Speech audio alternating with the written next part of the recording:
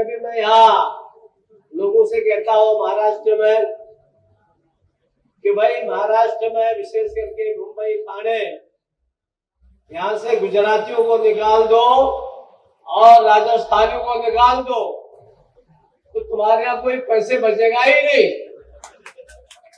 ये राजधानी जो है जो कहलाती है आर्थिक राजधानी कहलाएगी नहीं। नमस्कार दोस्तों, मैं हूं आपके साथ साक्षी और आप देख रहे हैं नेक्स्ट 9 लाइव। आज के प्रोग्राम में आप सभी का बहुत बहुत स्वागत है। प्रोग्राम की शुरुआत करेंगे महाराष्ट्र की सियासी सरगर्मी से। इस वक्त महाराष्ट्र में जहां महाराष्ट्र गवर्नर कुछ ऐसा बोलते हुए दिखाई देते हैं, कुछ ऐसा बयान देते हुए दिखाई देते हैं जहां पर महाराष्ट्र की सभी पार्टियां एकजुट हो जाती हैं और उन पर हमला बोलती है।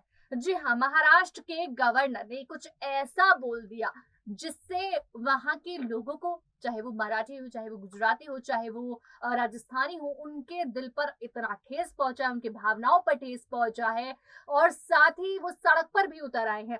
और वहीं चाहे वो मुख्यमंत्री हो महाराष्ट्र के एकनाथ शिंदे, चाहे वो शरद पवार हो, चाहे वो राज ठाकरे हो, उद्धव ठाकरे हो, संजय राउत हो, लगातार उन पर हमला बोल रहे हैं, लगातार कह रहे हैं कि उन पर कार्रवाई हो, वो माफी मांगे। तो आखिर ऐसी क्या उन्होंने बात बोली या ऐसी क्या खास बात हुई जिसकी वजह से आज महाराष्ट्र में इतना बड़ा माहौल देखने को मिल रहा है और ये हालत और ये हंगामा देखने को मिल रहा है। चलिए इसी पर चर्चा करते हैं। उसके लिए हमारे साथ मौजूद है प्रज्ञा। आपका बहुत बहुत स्वागत है। जी साक्षी। प्रज्ञा, चर्चा से शुरुआत करेंगे। सबसे पहला सवाल यही रहेगा, जिस तरह से आज महाराष्ट्र में ये सब चीजें देखने को मिल रही है, महाराष्ट्र के गवर्नर पूरी तरीके से फंसते हुए दिखाई दे रहे हैं। क्या वजह रही, क्या ऐसा वो बोल गए जहां पर सिर्फ विपक्ष ही नहीं बल्कि बीजेपी की मैं कहूंगी, एकनाथ शिंदे का गुट कहूंगी, वो सब आज उनसे अपोजिट खड़ा है। हालांकि उनके साथ कोई नहीं खड़ा है जो उनका साथ दे रहा हो, उनकी तरफ से बोल रहा हो। क्यों, ऐसी क्या बात कह दी उन्होंने? जी बिल्कुल, देखिए साक्षी, यहाँ पर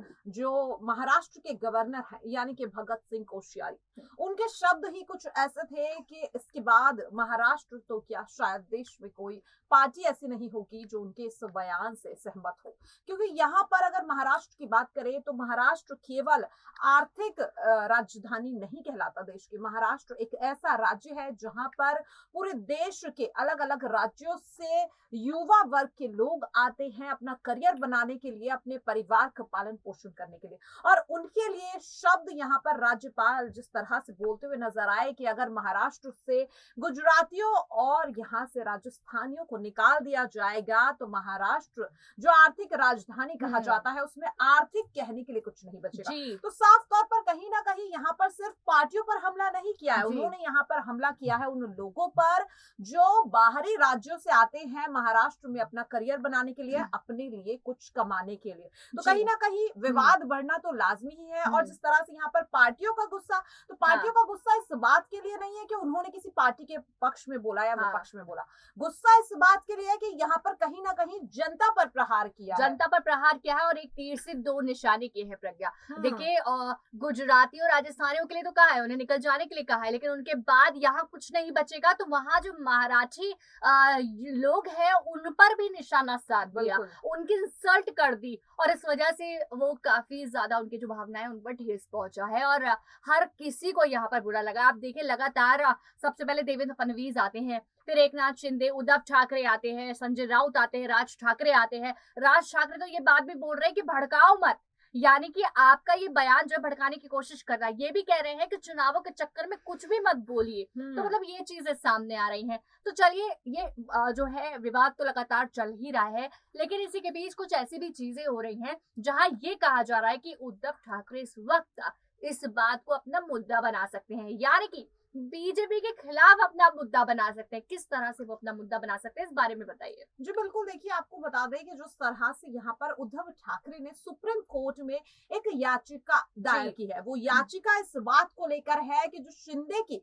सरकार बनी है वो बनी है भगत सिंह कोश्यारी के मोहर लगाने के बाद। तो यहाँ पर उद्धव ठाकरे ने चुनाव आयोग में भी ये याचिका दर्ज की है, भगत सिंह कोश्यारी के उस फैसले पर यहाँ पर सवाल उठाया है। तो कहीं कहीं ना कहीं अब उद्धव ठाकरे शिंदे पर भी इस चीज को लेकर हमला बोल सकते हैं, क्योंकि बयान यहाँ पर शिंदे का समर्थन करने वाले भगत सिंह कोश्यारी ने दिया है। तो कहीं ना कहीं अब उद्धव ठाकरे, जिस तरह से हम सभी जानते हैं कि महाराष्ट्र में 2024 में लोकसभा चुनाव होने हैं और जिस तरह से उद्धव ठाकरे बागी तेवरों को यहाँ पर झेल रहे हैं, ऐसे में उन्हें एक बहुत बड़ा मुद्दा यहाँ पर मिल गया है शिंदे पर हमला बोलने का। और जाहिर सी बात है कि वो इस मुद्दे को बिल्कुल भी यहाँ पर थमने नहीं देंगे। हालांकि वो यहाँ पर बीजेपी का साथ तो देते हुए नजर आ रहे हैं, लेकिन शिंदे के यहाँ पर बगावत करते हुए अभी भी उद्धव ठाकरे दिख रहे हैं। बिल्कुल, यहाँ उद्धव ठाकरे इसको मुद्दा बनाने की कोशिश करेंगे और आगे इसको और बढ़ाने की कोशिश करेंगे, क्योंकि यहाँ पर उनके हाथ इस तरह का मुद्दा आया, इस तरह, क्योंकि आप ये देखिए पहले से वो कोशिश कर ही रहे थे।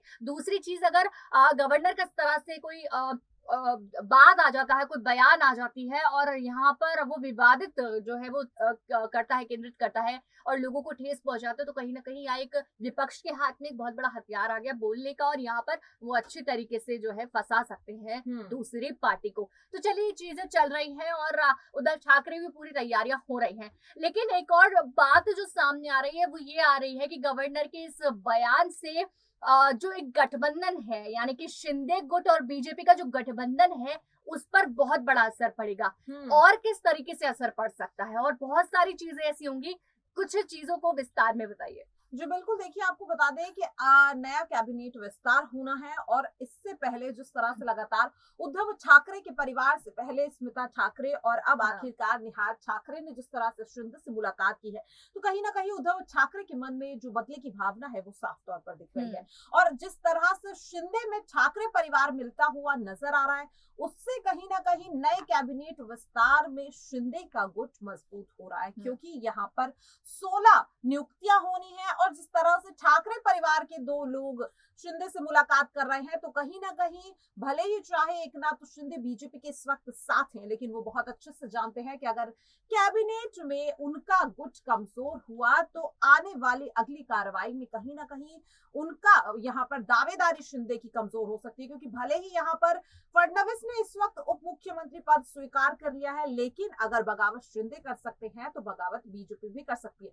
और इसके लिए अपना सेफ साइड जो प्लान यहाँ पर शिंदे का है वो है कि ज्यादा से ज्यादा अपने बागी लोगों को कैबिनेट में बड़े पद सौंप सके, जिसे लेकर लगातार वो यहाँ पर काम भी करते हुए दिखाई दे रहे हैं। बिल्कुल, लगातार काम करते हुए दिखाई दे रहे हैं और अपनी इस सत्ता को बचाने की कोशिश करें, क्योंकि उन्हें पता है महाराष्ट्र में आपने सत्ता बगावत करके बना तो ली, लेकिन दूसरी जो सरकार जो वहां पर थी, या पूर्व मुख्यमंत्री उद्धव ठाकरे वहां मौजूद थे, वो बहुत अच्छी तरीके से या बहुत सही तरीके से अपनी सत्ता दोबारा हासिल कर सकते हैं और बना सकते हैं। तो उनकी भी पूरी कोशिश है और वहां कोशिश देखते हैं किस तरह सफल होती है, या फिर एकनाथ शिंदे पूरी तरीके से अपनी सरकार को बचाकर चलेंगे, वो देखने वाली बात होगी। लगातार अपडेट्स के बीच हमने आपको इस अपडेट से जो है रूबरू करवाया। प्रज्ञा ने काफी सारी जो अपडेट्स हैं वो आपके सामने लेकर आई। इन्हीं लगातार अपडेट्स के लिए हमारे साथ बने रहे और देखते रहे नेक्स्ट 9 लाइव।